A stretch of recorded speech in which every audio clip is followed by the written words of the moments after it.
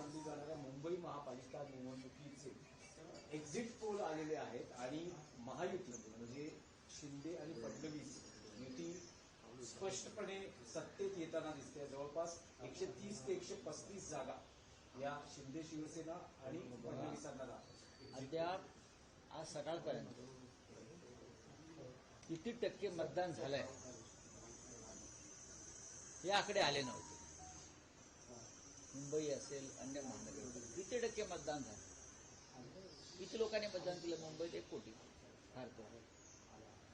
पण किती टक्के मतदान झालं हे निवडणूक आयोग सांगत नव्हतं. पण एक्झिट पोल टक्केवारीच्या जणू वाटेच बघत होती. आणि मतदान काही ठिकाणी मतदान सुरू असताना काही ठिकाणी रांगा लागलेल्याच होत्या. मतदान सुरू होतं आणि ह्यांचे एक्झिट पोल आले. येऊ द्या ना, काय हरकत नाही. एक्झिट पोल येऊ द्या, अजून काही पोल येऊ द्या. लोकांनी मतदान केलेलं आहे. मतदानात ज्यांना घोटाळे करायचे त्यांनी ते केलेले आहेत. प्रचंड पैशाचं वाटप नक्कीच झालेलं आहे. शाई पुसली गेलेली आहे. तरीही आम्ही खात्रीनं सांगतो निकाल लागला. मतमोजणी सुरू होऊ. तमाम मराठी माणसांनी, मुंबईकरांनी शिवसेना, महाराष्ट्र नवनिर्माण सेना आणि राष्ट्रवादी काँग्रेस शरद पवार यांच्या युतीला मतदान केलेलं आहे. काल 6 वाजता भारतीय जनता पक्षाचे काही प्रमुख लोक आणि पालिका आयुक्त गगराणी यांची प्रदीर्घ मिटिंग झाली. त्याची सीसीटीव्ही फुटेज सुद्धा आहे. प्रदीर्घ मिटिंग झाली. बाहेर त्यांना भेटण्यासाठी मोठ्या संख्येने लोक जमा झाले होते. का तर आम्हाला मतदान आमचं होऊ शकलं नाही, आमची नावं वगळलेली आहेत, गोंधळ आहे, हे तक्रार घेऊन लोक महापालिका आयुक्तांना भेटायला आले होते. आणि सांगण्यात आलं की महापालिका आयुक्त कार्यालयात नाहीत, पण ते दुसऱ्या एका खोलीत बसून भारतीय जनता पक्षाच्या लोकांबरोबर बैठक घेत होते. हे आता समोर आलेलं आहे. आता कोणी काही म्हणू द्या, कशा करता या बैठका घेताय तुम्ही राजकीय पक्षांबरोबर? तुमचा काय अजेंडा ठरला आहे? कशा करता? काल ज्या प्रकारच्या तक्रारी या नवीन नाहीये. भारतीय जनता पक्षाचं राज्य महाराष्ट्रात देशात आल्यापासून या नेहमीच्या तक्रारी. ईव्हीएम मशीन बंद पडणं, तुतारी दाबले कमळाला मत जाणं, मशालीचं बटनच दाबलं न जाणं, या तक्रारी आताच आहेत का? या तक्रारी वर्षानुवर्षाच्या आहेत. आम्ही म्हणतो बॅलेट पेपरवर निवडणुका घ्या. तुम्हाला निष्पक्ष निवडणुका हव्यात ना, मग बॅलेट पेपरवरती घ्या निवडणुका. स्थानिक स्वराज्य संस्थांच्या निवडणुका मतपत्रिकेवर घ्यायला काहीच हरकत नाही. पण त्या घेतल्या नाही. तरी आम्ही एका जिद्दीनं मतदानाला आणि निवडणुकांना सामोरं गेलो.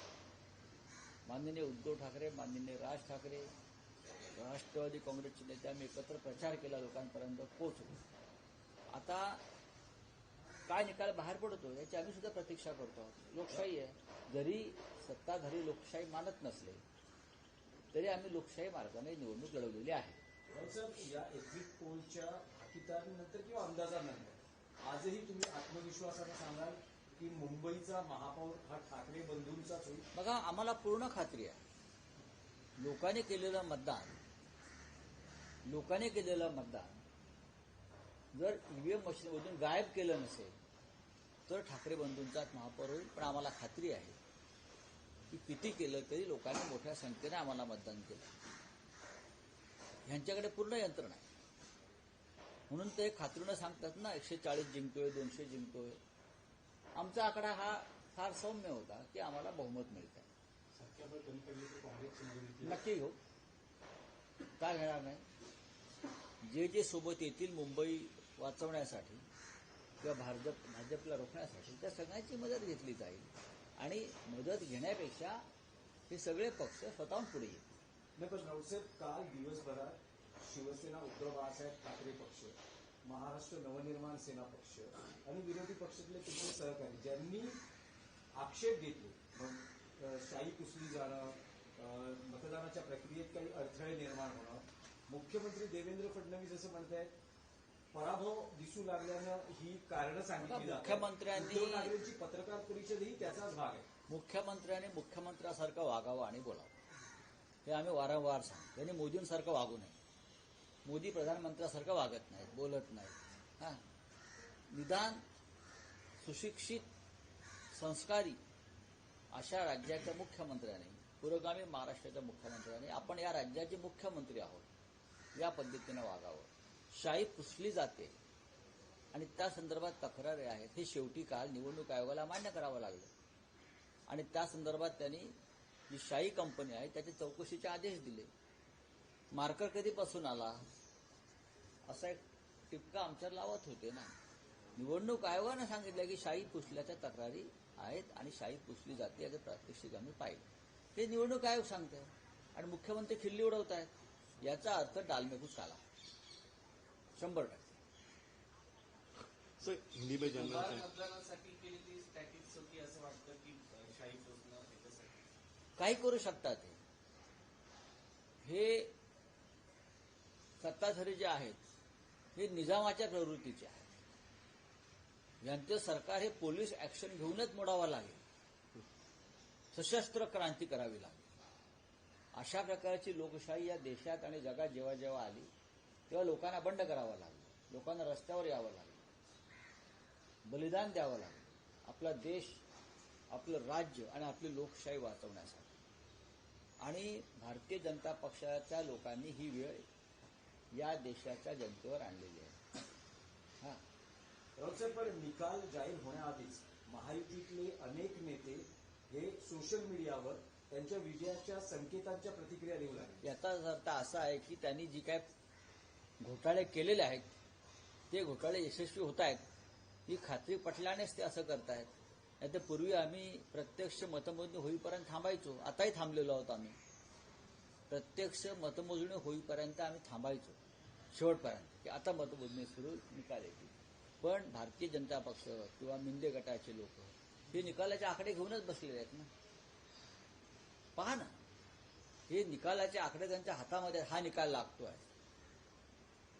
पण राऊतसाहेब, मुंबईत जे म्हटलं जात होतं की ठाकरे बंधू एकत्र आले आहे, मराठी माणसामध्ये ऊर्जा निर्माण झाली आहे, आत्मविश्वास नाही झाली का? सरासरी जे मतदानाचे आकडे आले साधारण 53-54% असा अंदाज व्यक्त केला जातो. 60% वरतीही मतदान झालेलं नाही. साधारण याच पर्सेंटेजमध्ये मतदान सर्व महानगरपालिकात होत आलं आहे, विधानसभेत होत आलेलं आहे. काही प्रभागात जास्त होतं, काही प्रभागात, काही एका प्रभागात 20% झालं. सर्वाधिक भांडूपमध्ये झाले 65%, 114. आता आम्ही जिथे आहोत तिकडल्या मराठी माणसानं भरभरून मतदानाला उतरून आपलं कर्तव्य बजावलं आहे. 65%च्या आसपास या भागात मतदान झालेलं आहे. भांडूप आणि विक्रोळी भागामध्ये झालंय, लोक उतरलेले आहे. अनेक ठिकाणी लालबाग परळला झालेला आहे, बरं का, अनेक ठिकाणी झालं. एरवी आतापर्यंत जेव्हा मतमोजणी होत असते तेव्हा रात्री तरी उशिरापर्यंत मतांची टक्केवारी जाहीर होते. आता मतमोजणी सुरू होते, निवडणूक आयोग मतांची टक्केवारी जाहीर करतो. रात्री आम्ही मध्यरात्रीपर्यंत वाट पाहतो की किती टक्के मतदान झालंय. वेगळे आकडे येत होते. तेव्हा आज सकाळी मला समजलं की 52% आसपास मतदान. आज सकाळपर्यंत का वेळ लागावा? मुंबई शहराची यंत्रणा महापालिकेची फार मजबूत आहे. आम्ही एका मुंबई शहराची ठाण्याची यंत्रणा वेगळी आहे. प्रत्येक शहराच्या महानगरपालिकेची यंत्रणा वेगळी असताना टक्केवारीसाठी इतका काय हे बसून रात्री संध्याकाळी ठरवलं का? भारतीय जनता पक्षाचे लोक बसले होते की किती टक्के आकडेवारी आपण जाहीर करायची, हे बसून ठरलं का? आणि त्यानंतर सकाळी आकडेवारी आली. राऊतसाहेब, तुम्ही म्हणाल की भाजपचे काही नेते महापालिका आयुक्तांना भेटले, काही बैठक झाली, तर ह्या काही निकाला आधीच सत्ता स्थापनेच्या हालचाली सुरू झाल्या. नक्की अजून निकाल लागायचे आहेत. आम्हाला पूर्ण खात्री आहे की आमचाच महापौर बसेल. पण तो महापौर बसवला जाऊ नये म्हणून आता मतमोजणीच्या वेळी काय घोटाळे करतात का? काल त्यांनी प्रचंड घोटाळे केले वॉर्डामध्ये की मराठी मतदारांना मतदान केंद्रापर्यंत जाता येऊ नये. त्यांची नावच वगळली गेली, त्यांचे पत्ते बदलले गेले, त्यांचे फोटो बदलले गेले. हा, वोटर आयडी कार्ड ज्यांच्याकडे आहे त्यांचं नाव मतदार यादीमध्ये नाही. अशी साधारण हजारो तक्रारी काल संध्याकाळपर्यंत आमच्याकडे आल्या. तुमच्याकडे होतं आणि सीबीआय अशी काही एंट्री होऊ शकते कशामध्ये? निकालानंतर नाही, बघू ना. नगरसेवक फोडाफोडीची प्रकार होती का? नाही, आमचे कोणी फुटणार नाही. काँग्रेसचे फुटणार नाही. जे आता राहिलेले आहेत ते कडवट आहे. चला. सो वोटिंग के टाइम पे देखा गया कि बूथ पे एक शिवसेना का पोस्टर लगाया गया था और नाम जो है वो लिस्ट में से गायब थे. ये आप किससे देखते हैं इसको? देखिए, बात ऐसी है कि मुंबई जैसे शहर में जो वोटिंग पैटर्न चलाया सरकार ने, ये बेहद गंभीर बात है. हजारों लोगों के नाम गायब रहे जिसने विधानसभा में वोट किया है, और ऐसे एरिया से गायब हो गए जहां शिवसेना को या महाराष्ट्र नवनिर्माण सेना को या कांग्रेस को वोट हुई. वहां से हजारों लोगों के नाम गायब हो गए. ये पहली बात. दूसरी बात, ईवीएम मशीन बार बार बंद होती रही बहुत से प्रभावों में. जहां राष्ट्रवादी कांग्रेस को बटन दबाया गया वहां कमल के ऊपर लाइट ऑन होती है. वैसा मशाल का हो गया, वैसा इंजन का हो गया. और चुनाव आयोग के जो लोग हैं वो हमारी शिकायत सुनने को तैयार है. सो वोटिंग कल पर्सन शाम को 6 बजे तुरंत ये वोटिंग खत्म होने के बाद मुंबई महापालिका के कमिश्नर और बीजेपी के लोगों में, वरिष्ठ लोगों में एक मीटिंग हो गई. क्यों हो गई? कोड ऑफ कंडक्ट चल रहा है, आचार संहिता चल रही है. आप 1.5 घंटे तक कमिश्नर के साथ बैठते हो और क्या तय करते हो? आज का जो रिजल्ट है वो आपने तय किया. ये बहुत गंभीर बात है. सो वोटिंग परसेंटेज अभी तक नहीं आया था, सुबह तक नहीं आई थी. देखिए, वोटिंग परसेंटेज सुबह तक नहीं आया, लेकिन कल शाम को 5 बजे से एग्जिट पोल आना शुरू हो गया. हम लोग इंतजार कर रहे थे वोटिंग परसेंटेज का, और उससे पहले एग्जिट पोल आ गए. ये क्या तमाशा है? कुछ जगह पर वोटिंग चल रही थी, क्योंकि बड़ी बड़ी कतार लगी थी, क्यूज लगे थे, लोगों की भीड़ थी बूथ पर. और यहाँ एग्जिट पोल बीजेपी ने धड़ाधड़ डालना शुरू कर दिया, और हम लोग जीत रहे, हमारा मेयर हो रहा है. ये नाचना गाना शुरू हो गया उनका. ये कौन सी डेमोक्रेसी है? सर, आपका मेयर आएगा, आपको लगता है कि किस तरह से आपकी वोटिंग इस वजह देखिए, हमने बताई गई है? हमने लोगों को पूरा भरोसा दिया कि डरो मत. ये भारतीय जनता पार्टी वाले, ये शिंदे वाले, अजित पवार वाले चाहे कितनी भी बुरा काम करें, लेकिन आप डरो मत. आप लोगों ने वोट किया है हमको. अब अगर ईवीएम से वोट गायब किया तो अलग बात है, लेकिन हमें लगता नहीं. चलिए, थैंक यू. सर, मणिकर्णी का घाट तोड़ा जा रहा है ये वाराणसी में, और कॉन्ट्रैक्टर के लिए वो तोड़ा जा रहा है ऐसा कहा जा रहा है. अहिल्याबाई होलकर इस देश की एक बहुत बड़ी विरासत है. उनकी विचारधारा, उनका प्रशासन, उनका काम. ये योद्धा थी, महाराष्ट्र से थी.